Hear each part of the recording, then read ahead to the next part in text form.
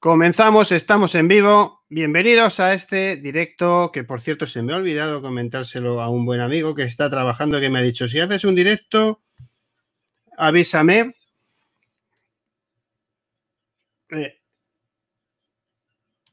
Silenciar siempre el pantallazo porque os vais a oír con retardo y es que es imposible. ¿No lo habéis visto alguna vez, amigos, en El Hormiguero, que lo suelen hacer mucho? Eso de ponerse los cascos y oírse con retardo, que es imposible hablar. Pues probarlo y ya veréis que realmente es imposible hablar. Pues vamos a hacer un directito con Serach García de... te iba a decir, madre mía, de Enigmas al Descubierto. Y vamos a hablar de virus, pero no de virus como tal, sino vinieron de fuera para quedarse esas bacterias, esos extremófilos, esas cosas de las que tanto sabe Serach, y le vamos a preguntar por este tipo de cosas. Como siempre, tenemos algo de información que iremos compartiendo con vosotros y vamos a saludarle ya. Venga, vamos a saludarle, hablamos con él y entramos en materia. Serach García, Enigmas al Descubierto. Buenas tardes, noches, amigo. ¿Cómo estás?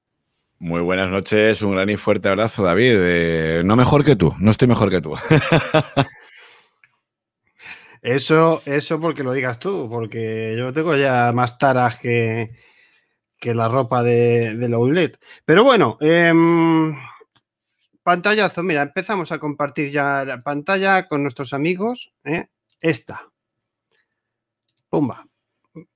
Ahí lo tenemos, ¿no? Perfecto. ¿Cuál es el origen de los virus? Algunos de estos agentes infecciosos no se han descubierto hasta el siglo XX, pero no son nuevos. Llevan ocultos millones de años evolucionando. Y los que no llevan ocultos están congeladísimos en ese permafrost que hemos hablado en alguna otra ocasión en tertulias a tres bandas, por ejemplo, con el doctor Pertierra y Serach García. Ese permafrost que está empezando a sacar sus secretos, ¿no? A desvelar ese misterio oculto de miles de años de estar bajo tierra congelado, ¿no? Fijaos qué foto que dice, así lo ves y no parece nada, pero ¿no os recuerda esto aquel dibujito tan siniestro del ébola? Es parecido, ¿verdad? Bueno, dice así, el origen evolutivo de los virus es un pequeño enigma para la ciencia, que ni siquiera se pone de acuerdo sobre si estas partículas son seres vivos o no. Para rematar el misterio, algunos de los más letales no entraron en contacto con el ser humano hasta hace apenas 50 años, como es el caso del ébola, en 1976.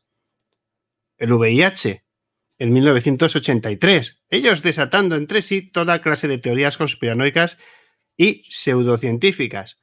Bueno, yo es que no me creo nada de que sea natural, por ejemplo, el VIH.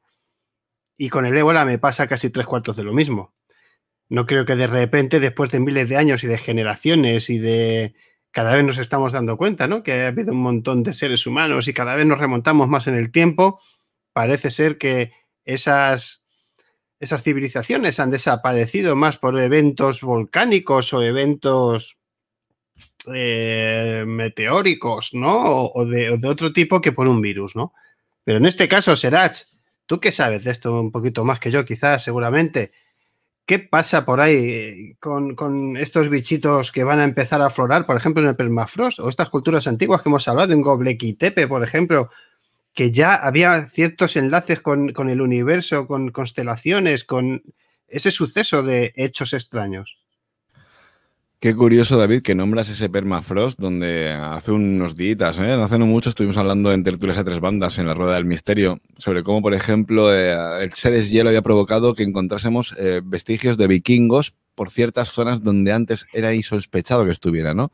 Imagínate qué cantidad de bichitos, de virus, de todo tipo de cosas pueden haber ahí congeladas. Y ojo, que no hace falta irte tampoco tan lejos a la Antártida. Vámonos a África, que lo tenemos más cerca.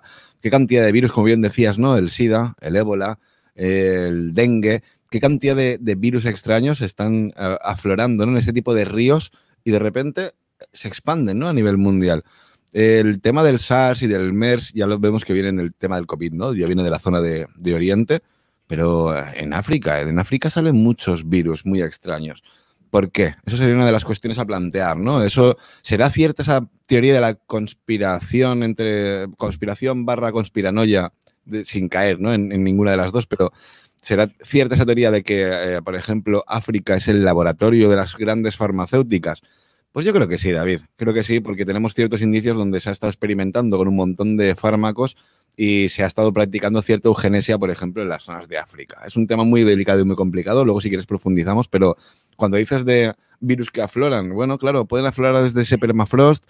Los podemos encontrar en esa naturaleza salvaje que no somos todavía conscientes, que no hemos investigado, ¿no? En esas cantidades de selvas, de junglas, de sabanas, esos lugares donde el hombre blanco, donde el ser humano blanco todavía no ha pisado y no nos podemos ni imaginar lo que puede haber ahí. Es que imaginad también en épocas de Reconquista, los españoles llegábamos a Sudamérica y los dejábamos a todos reventados con nuestras enfermedades, ¿no? Y ojo, yo no te quiero ni comentar si hablásemos, por ejemplo, de una panspermia, de algo que viniese en un meteoroide, en un meteorito, en un cuerpo, un objeto interestelar que impactara con nuestro planeta. Creo que ya estoy. ¿Volvemos? ¿No volvemos? ¿Salta? ¿No salta? ¡Eh! Estoy, me veo, estamos vivos, hemos regresado. Bueno, perdonar que esto ya sabemos que suele pasar con YouTube. Vale, ahora a ver si vuelve nuestro amigo Serach. Ha habido un fallo brutal. O sea, ha sido algo que, bueno, 3 pantallas, todas bloqueadas, y he tenido que cerrar el Chrome. A ver. A ver cuál es el problema de nuestro amigo Serach. Ahí sale esto. Vale, estás en directo, Serach. Un abrazo muy grande, familia. Pero bueno. Se lo estaba diciendo a los amigos que ha sido un bloqueo generalizado. Ha sido la leche, las 3 pantallas paralizadas, todo en blanco, flipando. Así que nada, lo he vuelto a generar el Chrome y ya está. Aquí estamos de nuevo. Ya no me acuerdo dónde nos habíamos quedado, pero tírale. Dale. Sí, perdona, pero es que vamos muy mal si me estás preguntando por dónde me he quedado, porque yo también estoy ahora mismo que no sé pues retomamos, de qué estábamos hablando. Vale, retomamos. Estábamos con el tema del permafrost, el deshielo, la preparación. Perfecto, sí. Habías dicho el tema de las farmacéuticas. Sí. Bueno, todo ese compost, nunca mejor dicho, que se está preparando y bueno, ya no hablemos de contaminación, elementos volcánicos y todas estas cosas. Y bueno, y claro, yo creo que me había quedado por el tema de la panspermia, ¿no? Hablamos de ese permafrost que se está descongelando y ya tenemos cierto conocimiento y llevamos años estudiando todo lo que puede haber escondido y lo que puede haber sobre todo congelado bajo esas grandes capas de hielo, kilométricas, por cierto, pero también podríamos hablar de esa panspermia, ¿no? ¿Qué cantidad de cositas podrían venir dentro de un meteoroide, un meteorito y demás que impactará con nuestro planeta y mediante ese choque, ese golpe, ese producto que de repente saltan chispas, salta electricidad y nos encontraríamos esa supuesta en un principio sopa primigenia, donde a lo mejor posiblemente de esos compuestos que vienen en distintos cuerpos celestes que impactan con nuestro planeta nos aportasen, aparte de ciertos, no sé, formas orgánicas y demás, pues podríamos hablar también, ¿no?, de esa panspermia y esos virus que a lo mejor están interactuando con nosotros que vienen desde el espacio. Yo creo que sí. Estaba compartiendo justamente antes, cuando se nos fue, el tema de las que se habían descubierto 2.827 especies de virus y se estimaba que quedaban 320.000 todavía por descubrir. Yo no sé de dónde se sacan esa estimación de lo que está por descubrir. Me gustaría saberlo. Pero, por ejemplo, mira, de esta forma, dime. No, a ver, es que exactamente, es que si nos remitimos a lo que nos queda por descubrir... Bueno, claro, si lo que sabemos es el 1% de todo, si hablamos de nuestros océanos, conocemos lo más básico, si hablamos del espacio, posiblemente ya ni te cuento, ¿no? Si no sabemos ni siquiera de nosotros mismos como especie humana, de dónde venimos, a dónde vamos, cuál es nuestro origen y hacia dónde estamos sometidos a llevar nuestra civilización, claro, ¿cómo vamos a saber qué cantidad de virus puede haber por ahí? Pero ojo, yo no de virus, sino de cantidad de cosas que a día de hoy desconocemos. Y según avance la tecnología, avance la ciencia, pues iremos conociendo. Sobre todo, me ha hecho mucha gracia, David, ese término de 235.000. Pero bueno, y clasificados 1 a 1, no puede ser 235.407, esclavado el 500 o el 1000 esclavado. Lo de las cifras, ya sabéis, amigos, que el ser humano y las cifras... pero es que es alucinante, dice este artículo. La falta de información es debida a que los virus son demasiado pequeños para formar fósiles tradicionales. Sin embargo, al infectar un organismo puede darse el caso de que alguno de sus genes se incorpore al genoma del huésped. Esto crea una especie de fósil genético en otros seres vivos que permiten suponer que los virus posiblemente son tan antiguos como las primeras células. De esta forma se han encontrado restos del virus de la hepatitis B en el genoma de aves actuales, como el pinzón cebra, lo que data este agente infeccioso en más de 19 millones de años, que ahí es nada. Por otro lado, estudios genéticos con avispas sugieren que ya había virus infectado insectos hace 300 millones de años. Momias con viruela. Los culpables de las primeras infecciones humanas fueron probablemente los roedores. Esto, bueno, ya hemos hablado de esa peste que se extendió tan brutalmente, pero hablábamos del universo. Posiblemente pudo venir de fuera. Yo creo que en este fenómeno de panspermia, que a mí me encanta la panspermia, tenemos, por ejemplo, más artículos para compartir con vosotros. Pero si fuera del universo tenemos todos los materiales habidos y por haber, todo se ha hecho ahí fuera. Somos un pequeño cóctel de colisiones con distintos espectros de materiales distintos y de agua, de radiaciones, de todo tipo, esas energías que rondan por el universo, ¿no? Esos metales pesados que se llegan a formar después de la explosión, por ejemplo, de una supernova. Entonces, ¿qué nos indica a nosotros que somos tan especiales? ¿De dónde viene quizás esa teoría de que nuestro ADN es un código informático, que dentro de ese código hay otro código que no podía ser creado, digamos, de una manera natural o formar parte de esa evolución? ¿Realmente nuestro ADN ha podido venir desde fuera, Serach, para quedarse y evolucionar? Bueno, a ver, yo ni soy científico, ni astrofísico, y ni muchísimo menos creo que estoy capacitado a lo mejor para responder ese tipo de cuestiones.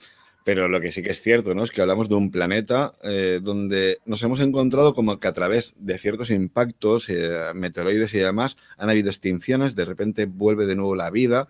Claro, ¿qué podemos hablar? Por ejemplo, de la... Es que no me acuerdo cómo se llama esta tía, joder.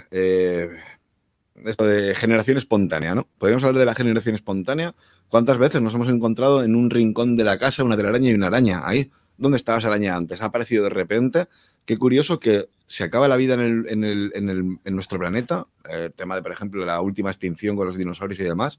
Pero al cabo del tiempo, de repente aflora, ¿no? Yo creo que la Tierra es un ser vivo, entre comillas vivo, ¿vale? Hay que diferenciar un poquito el término. Pero creo que nuestro planeta está capacitado y acondicionado para que si de repente ahora mismo una sola especie se fuera al carajo, como la especie humana, que nos creemos aquí el centro y el culo del universo, si nos fuéramos al carajo hemos podido comprobar como a día de hoy han habido una cantidad de animales salvajes que acuden a las zonas donde el ser humano ha invadido, ¿no? Esa naturaleza. ¿Por qué? Porque estamos en confinamiento o por el motivo que sea, pero la naturaleza siempre vuelve a su estar, a su hábitat natural. Es decir, de nosotros si nos extinguiésemos, por el motivo que fuera, dentro de 300 años de cemento no quedaría absolutamente nada. Todas las carreteras de asfalto estarían llenas de plantas, de árboles, y solamente os remito al tema, por ejemplo, la cultura maya, culturas incas, culturas aztecas, cómo nos encontramos esas zonas de Mesoamérica que están invadidas por la selva, pero literalmente invadidas por selva, cuando si tú quitases todo eso con el líder, con este fantástico aparato tecnológico que puede quitar toda esa capa superficial de vegetación, y te das cuenta que todo eso está lleno de carreteras de asfalto, ojo, asfalto hace miles de años atrás que los romanos supuestamente lo inventaran. Pirámides, formaciones rocosas, todo tipo de estructuras artificiales creadas por el hombre, pero que están escondidas y sumergidas bajo un mundo vegetal. ¿Esto qué es lo que quiero decir? Que obviamente, ¿no? De nosotros, si nos un petardazo galáctico por el motivo que fuera, de nosotros no quedaría nada. Sin embargo, la naturaleza nos iba a comer. Y de hecho, dentro de 4, 5, 10.000 años, esto quedaría tan sumamente enterrado y devienen esas teorías, por ejemplo, tan increíbles y tan maravillosas y a las que habría que prestar atención, como el tema de la Atlántida, ¿no?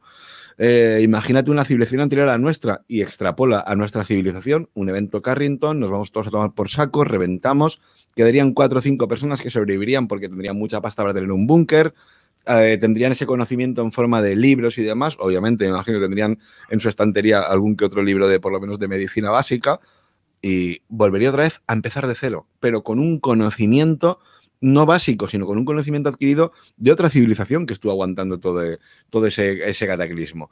El tema es muy complejo, David, lo sé, pero ya te digo que a día de hoy, ¿por qué no pensar que desde fuera de nuestro planeta puede venir cualquier meteorito, cualquier pedrusco o algo y el impactar pues nos crea este tipo de pandemias?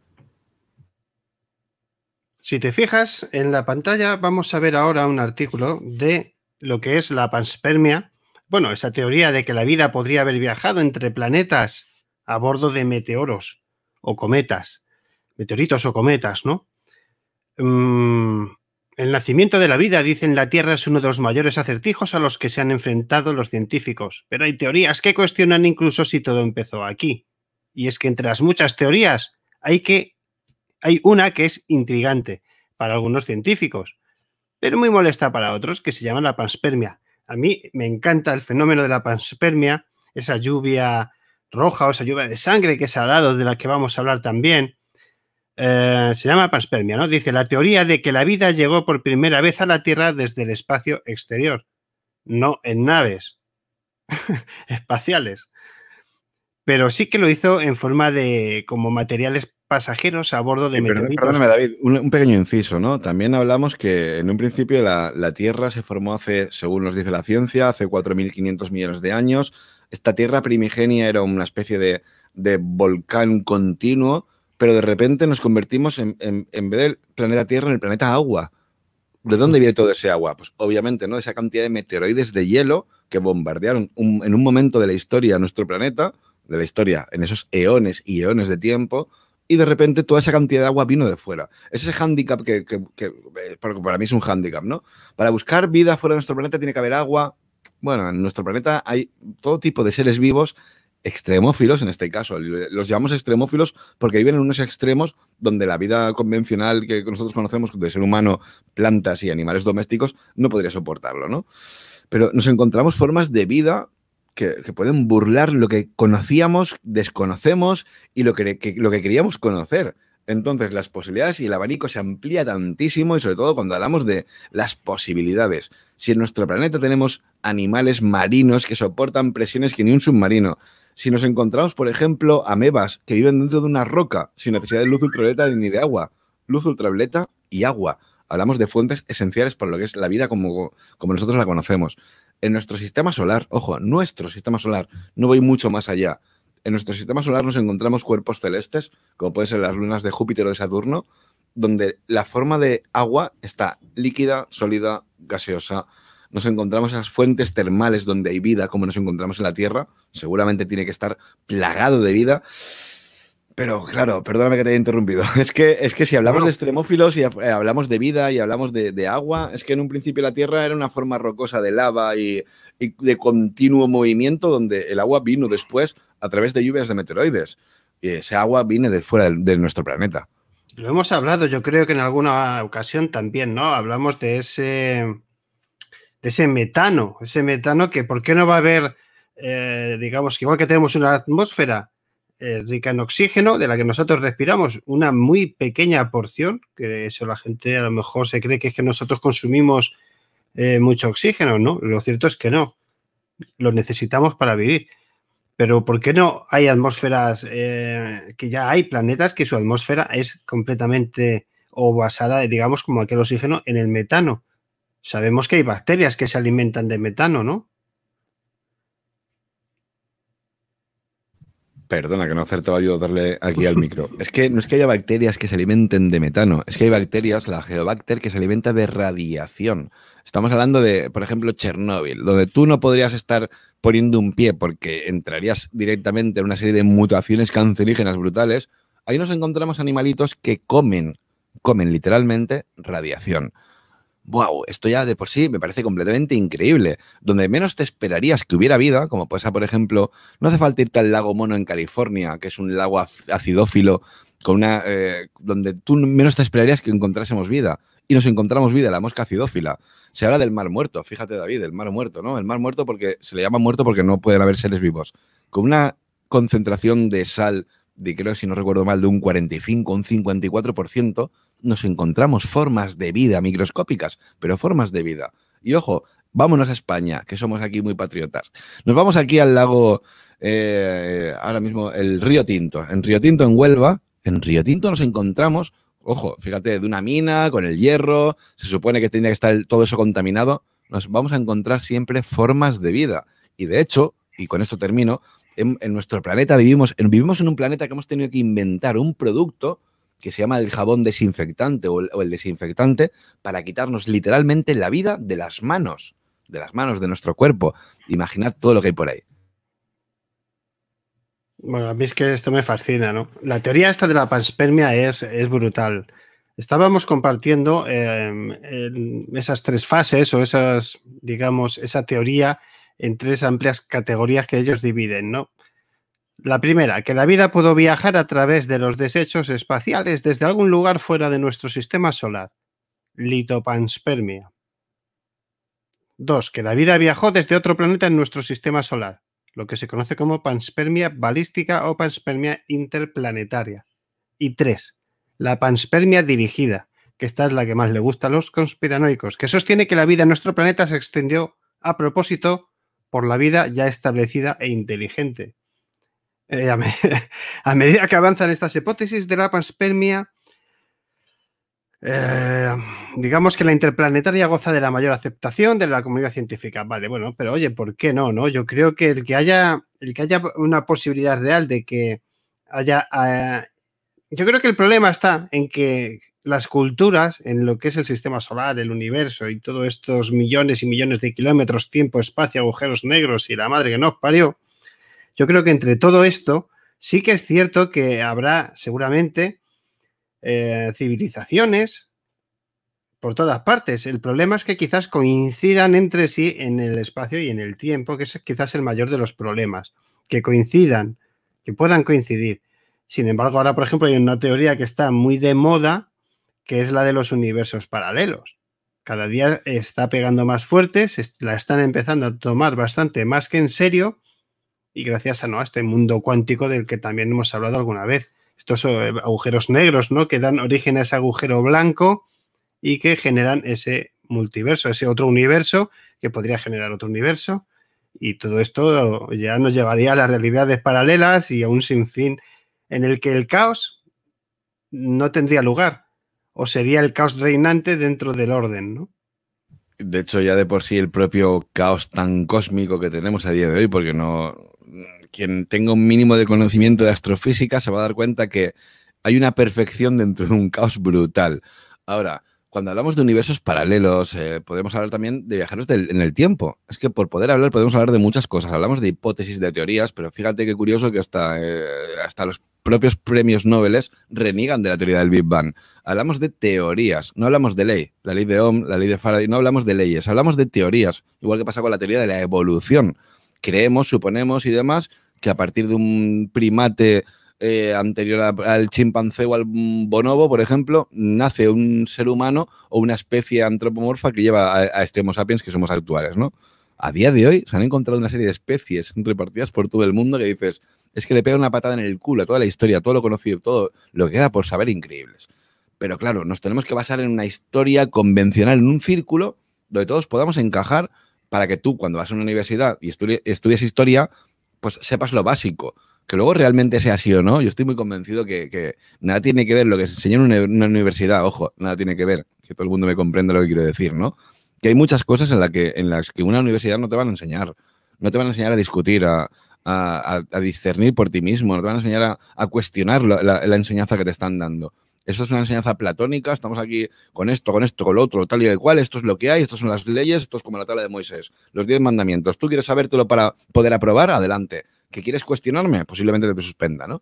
Bueno, dentro de tantas cosas también se hablan de estos conocimientos ancestrales. Conocimientos ancestrales, wow, impresionante, ¿no? ¿Cómo puede ser que un señor como fue Arquímedes 1200 años antes de Cristo, si no recuerdo mal la fecha, perdóname por la fecha, pero bueno, Arquímedes, el inventor de entre tantas cosas del mecanismo de Antiquitera.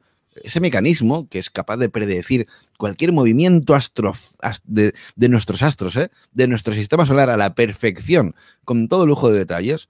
Eso tú no lo consigues con 4 días de observación en el cielo. Eso tú no lo consigues con 500 años observando el cielo, porque hablamos de unos movimientos tan sumamente largos y prolongados que hablamos de un conocimiento que se ha tenido que estar guardando y reservando. Me imagino que en la quema de libros de Alejandría, ahí se tuvo que perder un conocimiento brutal.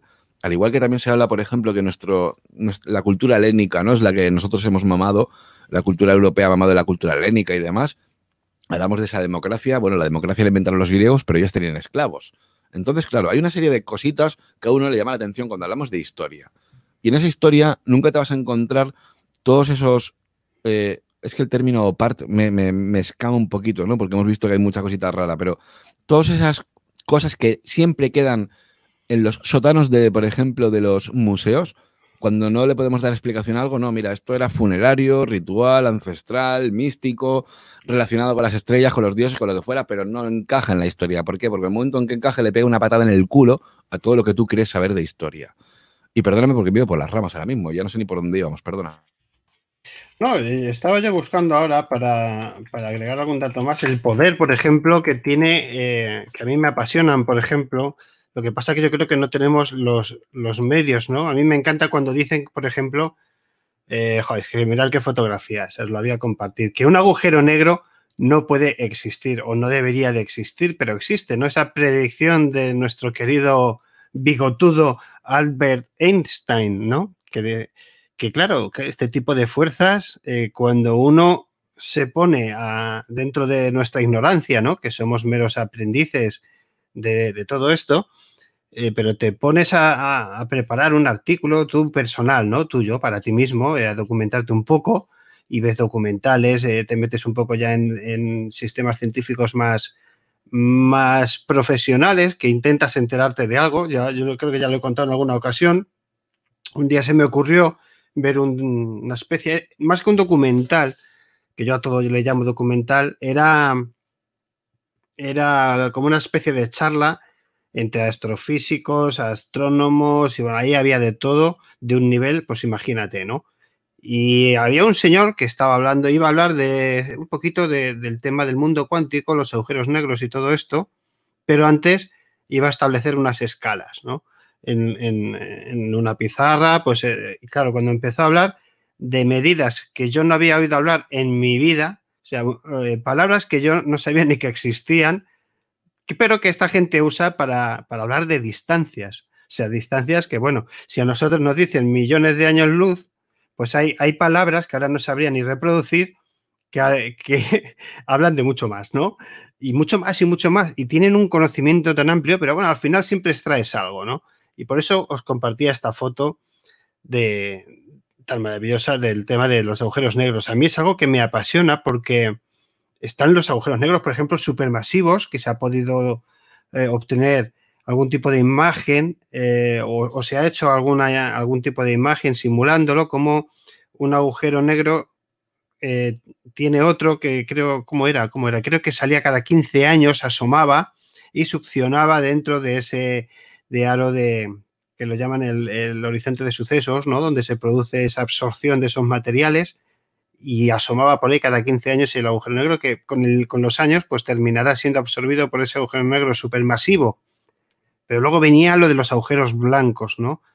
Que es ese otro extremo del agujero negro.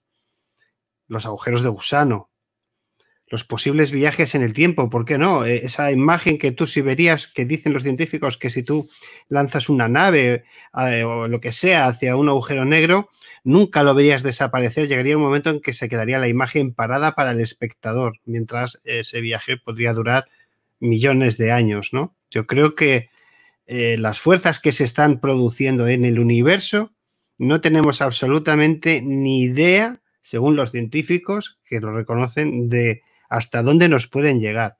Por eso decía lo de los universos paralelos, porque cada vez está cobrando más fuerte las determinadas teorías. Tú hablabas del Big Bang, pero ya está bastante consolidado, hace ya bastante tiempo esa teoría, pero si esa teoría la tenemos que dar como buena, que es la teoría que ahora mismo se da como buena, entonces tendremos que entender que más tarde o más temprano habrá una teoría del Big Crash, ¿no? Esa expansión del universo terminará de darse y tenderá a contraerse, o sea, lo que hizo así hará asá.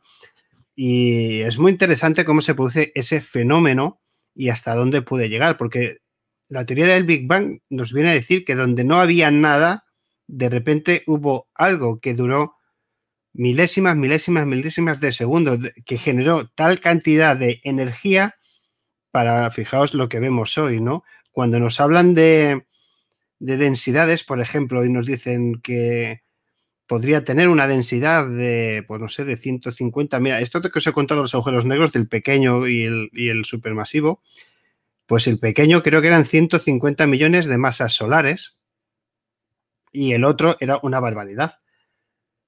Eran como unos 300 millones de masas solares. O sea, ¿alguien se puede imaginar lo que sería una cucharada de eso? Una cucharada de eso atravesaría la Tierra de lado a lado a la velocidad de la luz. O sea, sería brutal.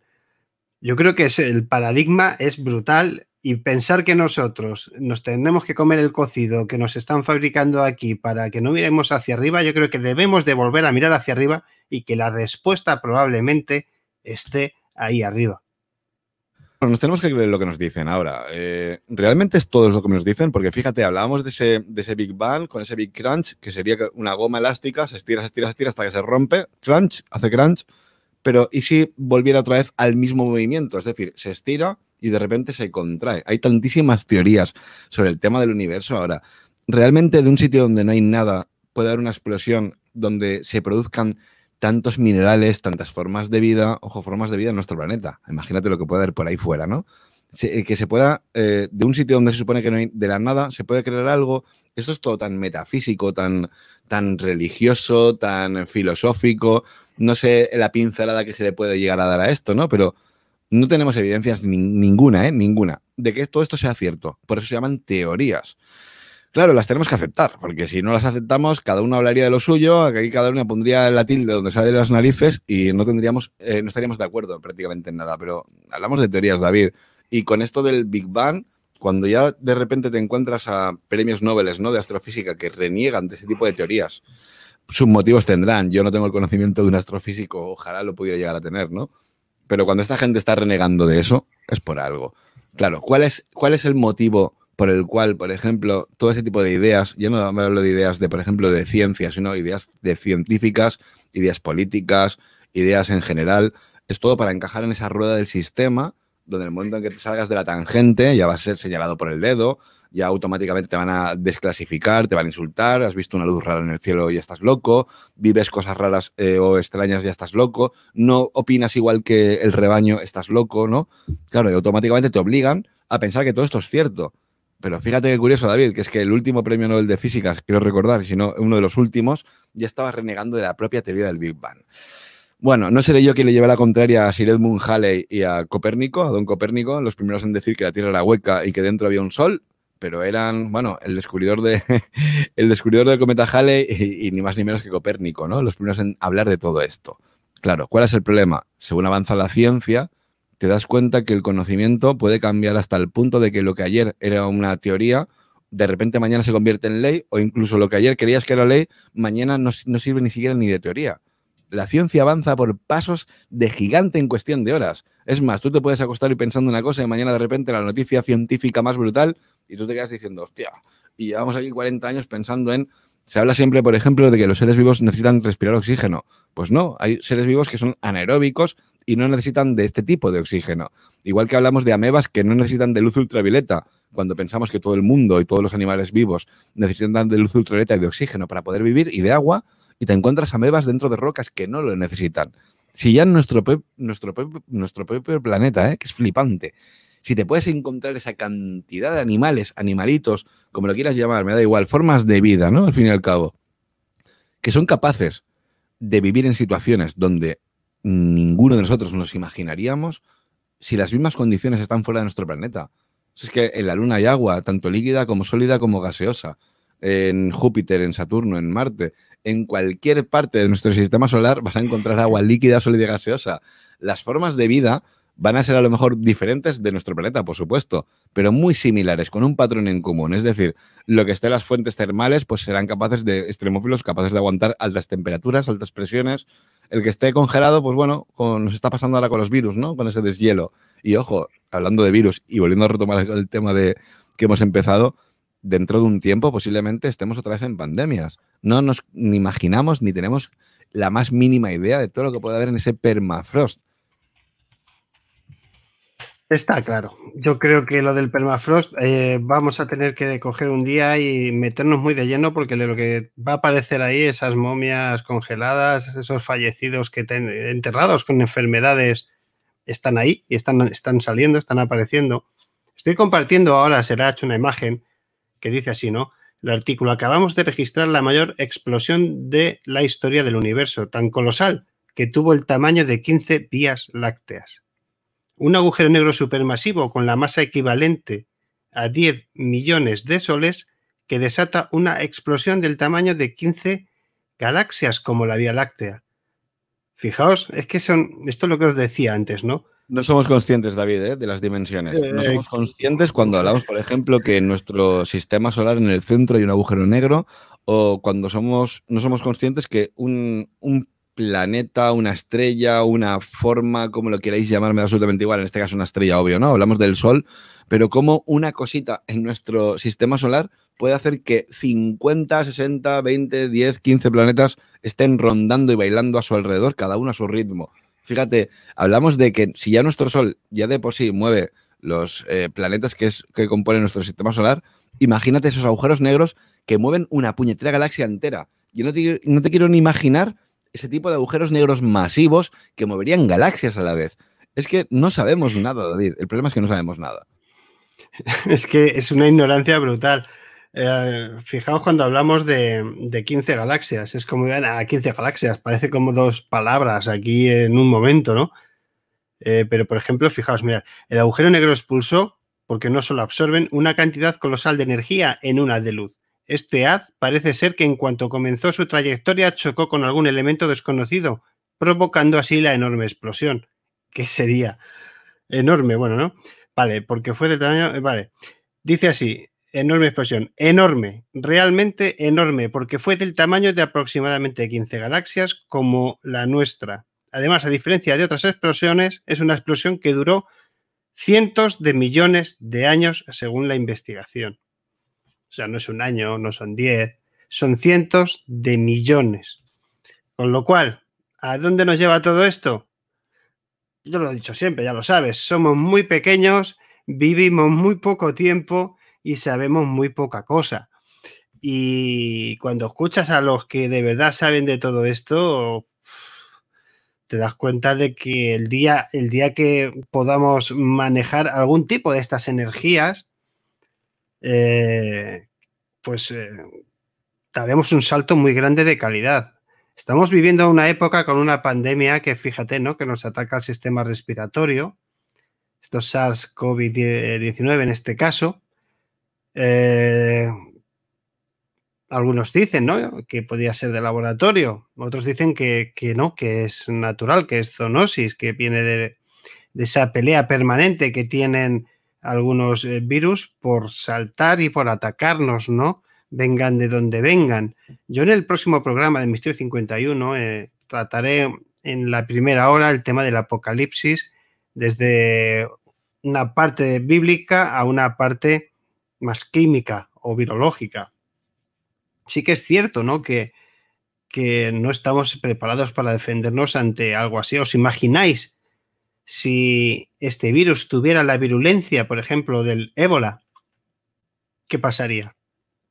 ¿Pero qué pasa con el ser humano o qué tiene en la cabeza? Ya lo hemos hablado en alguna ocasión, que no sé, me imagino serían cuestiones políticas, sería como somos. Decías que África es el terreno, el campo de prueba de muchas farmacéuticas, pero yo cada vez tengo más claro que Europa lo está haciendo también. Yo no me puedo creer que un gobierno como el español en su momento se trajera el ébola a España porque quisiera. Esto tuvo que venir ordenado de algún sitio. Y como eso, otras tantas cosas. Un virus con esa potencia que te disuelve, digamos, por dentro los órganos de 13 a 15 días estás muerto, sino antes, no creo que eso lo trajera a nadie por puro placer.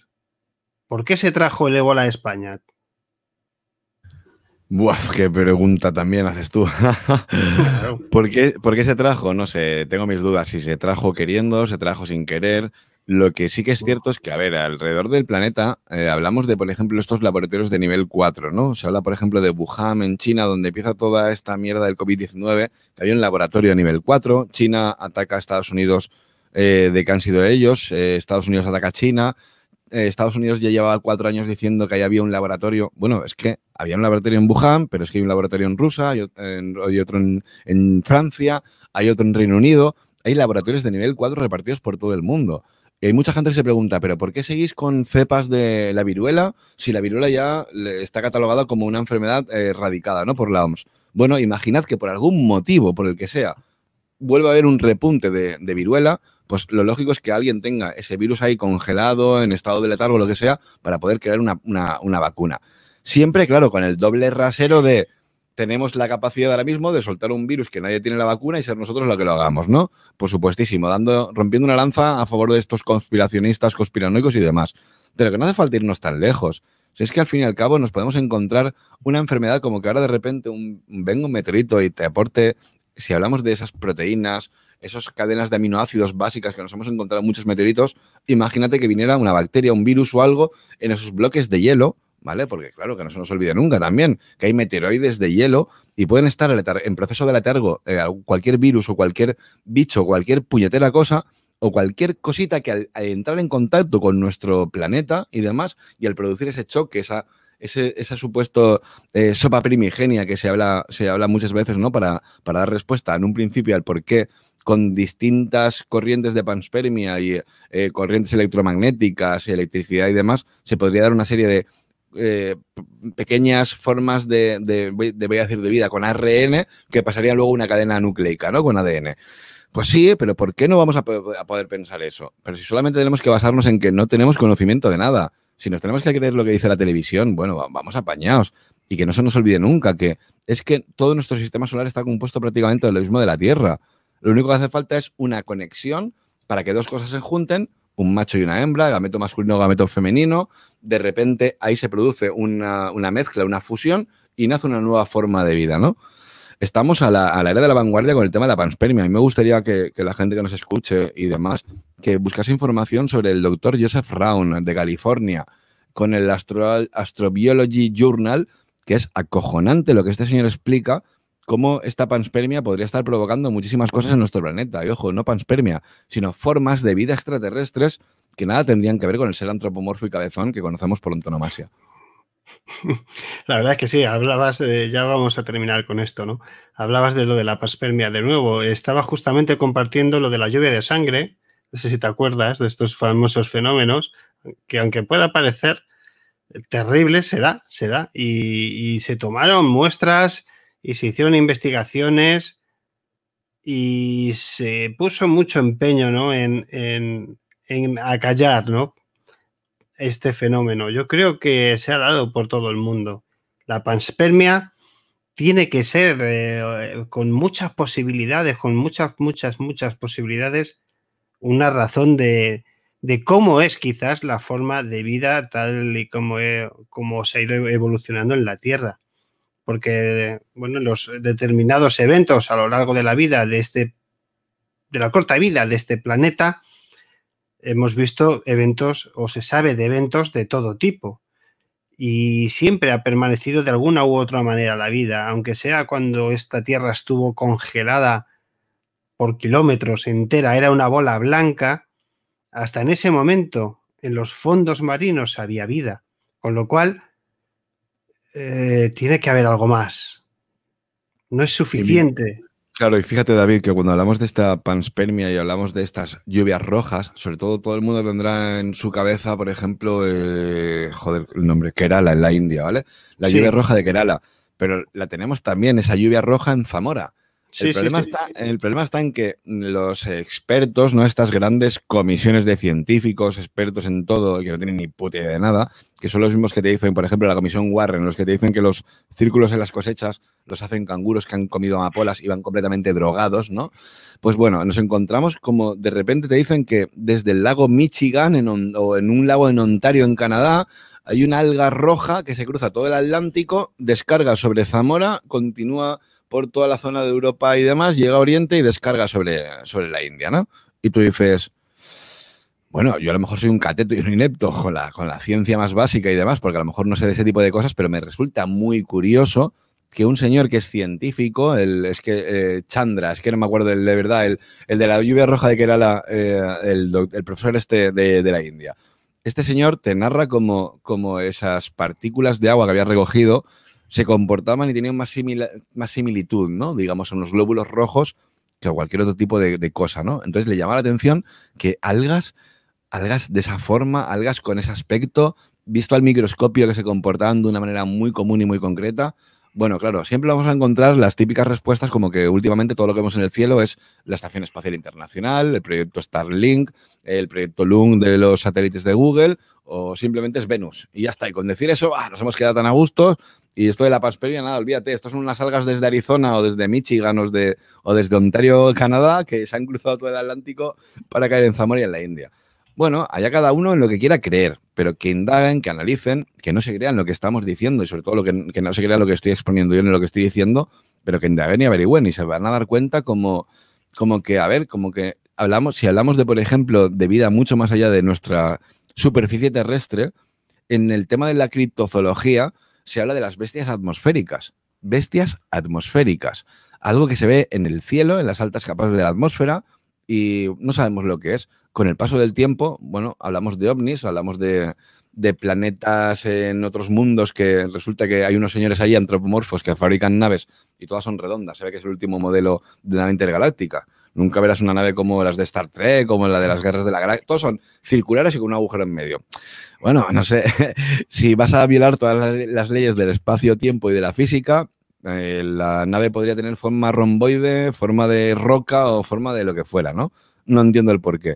Pero claro, volvemos a lo de siempre. Hablamos de bestias atmosféricas porque en un momento dado ha habido mucha gente que a lo largo de la historia ha reportado cosas en el cielo que eran extrañas.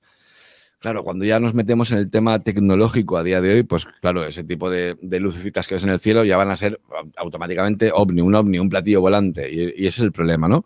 Pero que en el cielo estamos viendo cosas muy raritas últimamente y que posiblemente tanta panspermia, enfermedades, virus, evoluciones o incluso catástrofes o cosas todo lo contrario o beneficios para nuestro planeta, yo estoy muy convencido que vienen de ahí fuera. Desde luego que sí, yo no me cabe ninguna duda. De hecho, me estabas dando una idea que vamos a llevar a cabo. Voy a intentar esta semana hablar con periodista y amigo que conocéis de la señal Ciencia y Misterios, Fernando Silva Hildebrand, que él lleva muchos años tratando esta fenomenología, ovni, con un montón de trabajos en su canal, investigaciones, y veréis lo que nos puede aportar y haremos más cositas con Serach y a ver si juntamos a los dos y bueno, vemos un poquito lo que es desde los años 50, 60 para acá, cómo estos fenómenos de avistamientos, de contactos, esos puros que se ven, esas formas de puros en el cielo, yo creo que nos puede aportar, luego está siempre esa parte de la conspiración, ¿no? Esos hombres de negro, esos suicidados o ayudados a morir, ese Blue Book y un montón de cosas más, ¿no? Cuando los gobiernos empiezan a tapar determinados asuntos,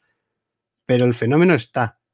Hay muchísimos testimonios que están, así que yo creo que entre panspermia, que todo vino de fuera, seguro, esto vamos a ver, es que es de lógica, esto no se ha podido crear de la nada, no somos más listos que nadie, es que en el concepto del universo no somos nada, o sea, somos tan sumamente pequeños que nos tendríamos que ir al diccionario cuántico para ponerle un nombre de lo pequeñitos que somos en comparación a lo que hay ahí fuera. Así que, mis queridos amigos, muchísimas gracias por estar ahí. Voy a hacer un ajuste en el vídeo en cuanto pueda porque se me ha colado ahí una foto de mi WhatsApp con toda mi documentación. Así que a ver cómo me las apaño para hacerlo. Y tendréis el vídeo operativo enseguida. Muchísimas gracias a todos. Serach, García, Enigmas al Descubierto, vinieron de fuera para quedarse. Yo creo que algunas ya estaban aquí, otras vinieron de fuera. El caso es que somos los que estamos y estamos los que somos. Totalmente de acuerdo contigo.